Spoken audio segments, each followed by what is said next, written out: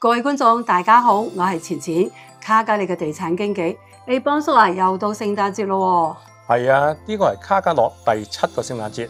不過今年聖誕咧，同以前咧就好唔同嘅。係啊，以前嘅聖誕節咧，我哋都係搞 welcome party 嘅，歡迎喺香港嚟嘅新朋友。係啊，今年聖誕節咧，我哋搞個係 farewell party， 同準備回流朋友講聲再見。最忙嘅咧，始終都係機場啦。粵語嘅影視 YouTube 頻道，需要你嘅支持，記得訂閱、like 同埋 share。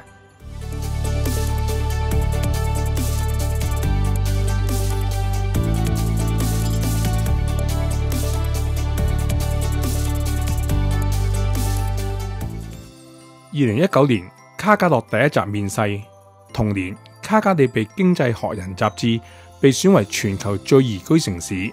2019仲未有救生艇計劃，連英國政府嘅5+1都仲未有。卡加里同以往一樣，既無風雨也無晴。2025年經濟學人雜誌再選最宜居嘅城市，卡加里咧已經係榜上無名啦，連最多有錢人住嘅溫哥華都只係排名第10。過去一年，加拿大可用腹背受敵去形容。國與國之間嘅關稅戰、貿易戰，每個城市都飽受住屋、通脹、失業等問題困擾。我哋卡加里嘆完郵差罷工，再嘆3個星期嘅老師罷工，嘆係嘆氣個嘆。亞省嘅最低工資本來係全國最高嘅，而家跌到全國最低，每小時咧只有15蚊，比安省嘅17.6同 BC 省嘅17.8毫半都低。不過呢，失業率呢就高達8.4%，比 BC 省嘅6.2%、安省嘅7.7% 都高。對於好多新移民，揾工係最大嘅挑戰。如果揾工係挑戰，咁等待 PR 嘅朋友簡直真係噩夢啦。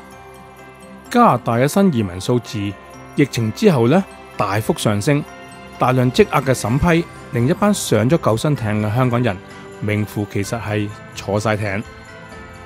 咁當然啦，唔係餐餐都係食散水餅嘅，都有嫁女餅同埋滿月酒嘅。我哋其中最叻嗰位，5年咧就攞埋 passport。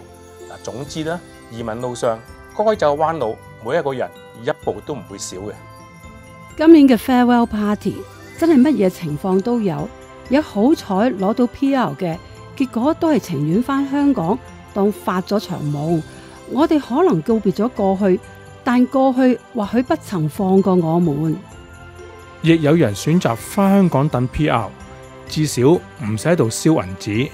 不過大家又唔好咁老定，因為自2019年到今日，加拿大咧已經換咗6個移民部長，每一個咧連張凳都未坐暖就到下一位，到時嚟一招彈弓手，你都咬佢唔入。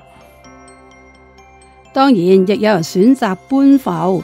事實證明，細省細埠嘅失業率比卡加里低，沙省嘅失業率4.7%，緬省5.7%，都比亞省嘅8.4%低。但換嚟嘅生活條件嘅落差，又係咪你當日移民嘅初心？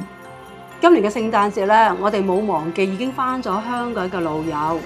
嗱，去卡加里嘅咧，我哋一定要見多幾次面，食多幾餐飯。同去年一樣咧，我祝大家聖誕快樂，身體健康。Merry Christmas！